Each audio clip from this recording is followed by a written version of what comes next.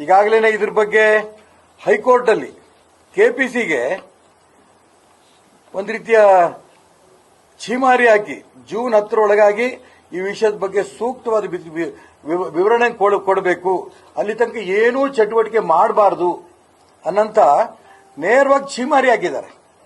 ಇದು ಹೈಕೋರ್ಟ್ ಮಾಡಿರಂತ ಒಂದು ವ್ಯವಸ್ಥೆ. ಇದ್ರ ಜೊತೆಗೆ ಕೇಂದ್ರ ಸರ್ಕಾರದ ತಜ್ಞರ ಸಮಿತಿ ಈ ಯೋಜನೆ ಆರ್ಥಿಕವಾಗಿ ಕಾರ್ಯಸಾಧುವಲ್ಲ ಅಂತ ವರದಿ ಕೂಡ ನೀಡಿದೆ. ಕೇಂದ್ರ ವನ್ಯಜೀವಿ ಮಂಡಳಿ ಐಎಫ್ಎಸ್ ಅಧಿಕಾರಿ ಶ್ರೀಮತಿ ಪ್ರಣೀತಾ ಕೌರ್ ಅವರ ಅಧ್ಯಯನ ನಡೆಸಿ ಈ ಒಂದು ವಿಚಾರವನ್ನು ತಿಳಿಸಿದ್ದಾರೆ. ಹಾಗಾಗಿ ಇದನ್ನು ಕೂಡ ಗಮನದಲ್ಲಿ ಇಟ್ಟುಕೊಂಡು ರಾಜ್ಯದ ನಮ್ಮ ಎಂಪಿ ಅವರು ಗಮನಿಸಬೇಕು. ಮೂರನೇದು, ಅನೇಕ ಮಹಾಪುರುಷರು, ನಮ್ಮ ಸಾಧು ಸಂತರು, ಮಾರುತಿ ಗುರುಜಿ ಬಂಗಾರಮಕ್ಕಿ ಇವರು ಹೇಳಿಕೆ ಕೊಟ್ಟಿದ್ದಾರೆ. ಈ ಯೋಜನೆ ಏನಾದ್ರು ಕೂಡ ಆರಂಭ ಆಗಂತ ಪರಿಸ್ಥಿತಿ ಬಂದರೆ ನಾನು ಹೆಣದ ಮೇಲೇನೆ ಈ ಒಂದು ಕಾರ್ಯ ನಡೀಬೇಕು. ಇನ್ನು ಶಿವಮೊಗ್ಗ ಜಿಲ್ಲೆ ಅನೇಕ ಸಾಧು ಸಂತರು, ಅಭಿನವ ಚನ್ನಬಸವ ಸ್ವಾಮೀಜಿ ಮೂಲೆಗದ್ದೆ, ಮಲ್ಲಿಕಾರ್ಜುನ ಮುರುಘರಾಜೇಂದ್ರ ಸ್ವಾಮಿಗಳು ಬೆಕ್ಕಿನ ಕಲ್ಮಠ, ಈ ರೀತಿ ಅನೇಕ ಸ್ವಾಮೀಜಿಗಳು ಕೂಡ ಈ ಹೋರಾಟದಲ್ಲಿ ಭಾಗವಹಿಸಿದ್ದಾರೆ. ಇದನ್ನೇನಾದ್ರೂ ಕೂಡ ಅನುಮತಿ ಕೊಡಂತ ವ್ಯವಸ್ಥೆ ಆಯಿತು ಅಂತಂದ್ರೆ ಕರ್ನಾಟಕದಲ್ಲಿ ಶಿವಮೊಗ್ಗ ಜಿಲ್ಲೆ ಹತ್ತಿ ಉರಿಯತ್ತೆ. ಎಚ್ಚರಿಕೆ ಕೊಡಕ್ಕೆ ಇಷ್ಟಪಡ್ತೇನೆ. ಯಾವ ಕಾರಣಕ್ಕೂ ಈ ಒಂದು ಯೋಜನೆ ಆಗಕ್ಕೆ ನಾವು ಯಾರು ಬಿಡಲ್ಲ. ನಾನು ಇಷ್ಟು ಮಾತ್ರ ಹೇಳ್ತೀನಿ, ಬಂಗಾರಮಕ್ಕಿಯ ಪೂಜ್ಯ ಗುರುಜಿಯವರಿಗೆ ನಿಮ್ಮ ಹೆಣ ಅದ್ರ ಮೇಲೆ ಕಾರ್ಯ ಆಗಕ್ಕೆ ಬಿಡಲ್ಲ. ಮುಂಚೆ ನಮ್ಮ ಹೆಣ ಕೊಡೋಕ್ಕೂ ನಾವು ತಯಾರಿದ್ದೀವಿ. ಸಾಕಷ್ಟು ಜನ ಇವತ್ತು ಈ ಹೋರಾಟದಲ್ಲಿ ಧುಮುಕಿದ್ದಾರೆ.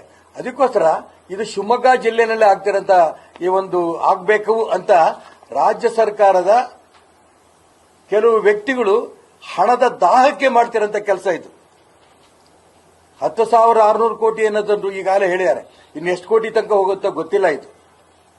ಅದಕ್ಕೋಸ್ಕರ ಹಣದ ದಾಹಕ್ಕೆ ಮಾಡ್ತಿರಂತ ಈ ವ್ಯಕ್ತಿಗಳಿಗೆ ರಾಜ್ಯ ಸರ್ಕಾರದ ಕೆಲವು ಮಂತ್ರಿಗಳು ಮತ್ತು ಕೆಪಿಸಿ ಅಧಿಕಾರಿಗಳು ಮಾಡ್ತಿರಂತ ಕುತಂತ್ರ. ಇನ್ನು ಕೇಂದ್ರದ ಪರ್ಮಿಷನ್ನೇ ಬಂದಿಲ್ಲ, ಟೆಂಡರ್ ಕರೆದ್ಬಿಟ್ಟಿದ್ದಾರೆ. ಈ ಎಲ್ಲ ಅಂಶವನ್ನು ಕೂಡ ನಾನು ಮಾನ್ಯ ಎಂಪಿ ಅವರಿಗೆ ಪ್ರಾರ್ಥನೆ ಮಾಡ್ತೀನಿ. ನೀವು ಈ ದೇಶದ ಹೆಮ್ಮೆಯ ಪ್ರಧಾನಮಂತ್ರಿ ನರೇಂದ್ರ ಮೋದಿ ಅವರ ಹತ್ರ ಒಂದು ಡೆಲಿಗೇಷನ್ ತಗೊಂಡ್ರಿ.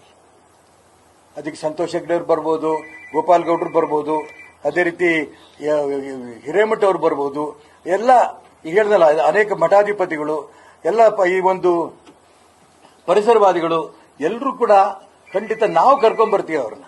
ನೀವು ಎಂಪಿಗಳಿದ್ದೀರಿ, ಶಿವಮೊಗ್ಗ ಜಿಲ್ಲೆ ಸಮಸ್ಯೆ ಆಗಿರೋದ್ರಿಂದ ಪಶ್ಚಿಮ ಘಟ್ಟದ್ದು ಸೇರಿಸಿ ಪ್ರಧಾನಮಂತ್ರಿಗಳ ಹತ್ರ ನಾವು ಮಾತಾಡಬೇಕಾಗತ್ತೆ. ಈ ದಿಕ್ಕಿನಲ್ಲಿ ನೀವೊಂದು ಪ್ರಯತ್ನ ಮಾಡಬೇಕು. ನಿಮ್ಮ ಪ್ರಯತ್ನ ನೀವು ಕೈ ಹಾಕಿದ್ದು ಎಲ್ಲೂ ಯಶಸ್ವಿ ಆಗಿದೆ. ನಾನು ನಿಜಕ್ಕೂ ಟೀಕೆ ಮಾಡ್ತಿಲ್ಲ. ಅವ್ರು ಒಂದ್ಸರಿ ಡೆಲ್ಲಿ ಹೋಗ್ಬಿಟ್ಟು ಬಂದ್ರೆ ಶಿವಮೊಗ್ಗ ಜಿಲ್ಲೆ ಒಂದು ಪ್ರಾಜೆಕ್ಟ್ ತಂದ್ರು ಅಂತ ಅಷ್ಟು ಹೆಮ್ಮೆ ನಮ್ಮೆಲ್ಲರೂ ಕೂಡ. ಅಂತ ಒಳ್ಳೆ ಎಂಪಿ ಇದ್ದಾರೆ. ಇದನ್ನು ನೀವು ಪ್ರಯತ್ನ ಮಾಡಲೇಬೇಕು. ಇದು ನಿಮ್ ಕರ್ತವ್ಯ, ಸುಮ್ಮನೆ ಕೂರಕ್ಕಾಗಲ್ಲ. ಕೇಂದ್ರ ಪರ್ಮಿಷನ್ ಕೊಟ್ಟಿಲ್ಲ ಅನ್ನೋ ಮಾತು ಹೇಳಿದಿರಿ, ಸಂತೋಷ. ಇವರೆಲ್ಲರೂ ಕೂಡ ಕುತಂತ್ರಗಳು ನಡೆಸಿ ಅಧಿಕಾರಿಗಳ ಮಟ್ಟದಲ್ಲೇನೆ ಇದನ್ನ ತಂದು ಬಿಟ್ರೆ ಆಮೇಲೆ ಶಿವಮೊಗ್ಗ ಜಿಲ್ಲೆಯಲ್ಲಿ ಆಗ್ತಿರಂತ ಹಿಂಸೆಗಳಿಗೆ, ದೊಡ್ಡ ಹೋರಾಟಕ್ಕೆ ಅವಕಾಶ ಆಗಬಾರದು. ಅದಕ್ಕೋಸ್ಕರ ದೊಡ್ಡ ಹಿರಿಯ ನ್ಯಾಯವಾದಿಗಳನ್ನ, ಹೈಕೋರ್ಟ್ ನ್ಯಾಯವಾದಿ, ರಿಟೈರ್ಡ್ ನ್ಯಾಯವಾದಿಗಳನ್ನ, ಸಾಧು ಸಂತರನ್ನ, ಪರಿಸರವಾದಿಗಳನ್ನ ಒಂದು ನಿಯೋಗದಲ್ಲಿ ಕರ್ಕೊಂಡು ಹೋಗಬೇಕು ಅಂತೇಳಿ ನಾನು ನಮ್ಮ ಲೋಕಸಭಾ ಸದಸ್ಯರಾದ ಬಿ.ವೈ. ರಾಘವೇಂದ್ರ ಅವರಿಗೆ ಪ್ರಾರ್ಥನೆ ಮಾಡ್ತೇನೆ. ನಿರ್ಭೀತ, ನಿಷ್ಪಕ್ಷಪಾತ, ವಿಶ್ವಾಸಾರ್ಹ ಸುದ್ದಿಗಳಿಗೆ ಮತ್ತೊಂದು ಹೆಸರಾಗಿರುವಂತ ನ್ಯೂಸ್ 18 ಕನ್ನಡ ಈಗ ಆಪ್ನಲ್ಲೂ ಲಭ್ಯವಿದೆ. ದಯವಿಟ್ಟು ಇಲ್ಲಿರುವಂತ QR ಕೋಡ್ ಸ್ಕ್ಯಾನ್ ಮಾಡಿಕೊಂಡು ಆಪ್ ಡೌನ್ಲೋಡ್ ಮಾಡೋದಕ್ಕೆ ಮರಿಬೇಡಿ. ನಿಮ್ಮ ಬೆಂಬಲ ಹೀಗೆ ಸದಾ ನಮ್ಮೊಂದಿಗಿರಲಿ. ಧನ್ಯವಾದ.